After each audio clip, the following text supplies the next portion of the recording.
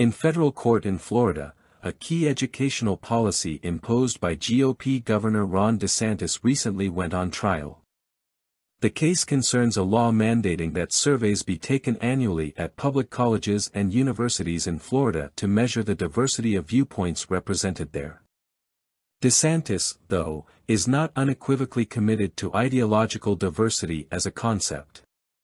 Separately, he has also imposed an also challenged law that sharply restricted how and where concepts like white privilege and affirmative action could be taught, even including workplaces. That state law was at least temporarily undone by a judge.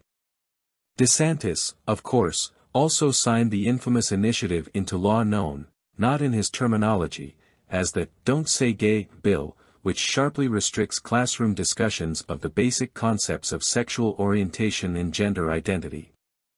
It's not difficult to imagine, of course, that this law would be applied more intensively to, say, a teacher who mentioned they had a spouse of the same sex than an instructor in a heterosexual relationship, both of whom used the opportunity to make just brief remarks about something like love or kindness.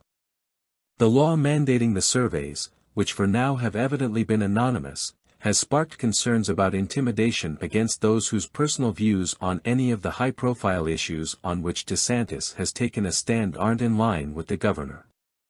The legal team for the state in this lawsuit has contested the idea that the surveys reasonably connect to any kind of potential consequence for answering in a way that the conservatives in power would deem to be inappropriate. Like a thermometer, the surveys are meant to be a diagnostic tool designed to take the temperature of taxpayer-funded campuses. The survey provisions presuppose no diagnosis, prescribe no course of treatment, and predict no future action or consequence, a court filing from the state's team claimed last month. In a different court case challenging the legal foundation for DeSantis using state funds to transport migrants from Texas to Massachusetts, the state's team contended DeSantis setting aside the funds essentially built upon a different legislative initiative, which he didn't actually sign until after he signed the budget. So it's not clear that observers can take it as a given that those aligned with DeSantis in some of these hot-button challenges know the basics of what they're talking about.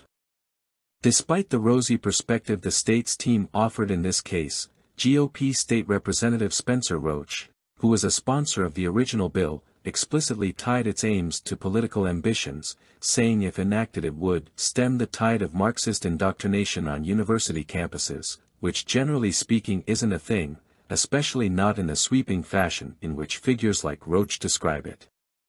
Alan Lichtman, a D.C. professor who was a trial witness, outlined that the underlying legislation contains no restrictions, he said, on how legislators could use the survey data, boosting the idea censorship or retaliation is possible, whether through stripping funding or some other method.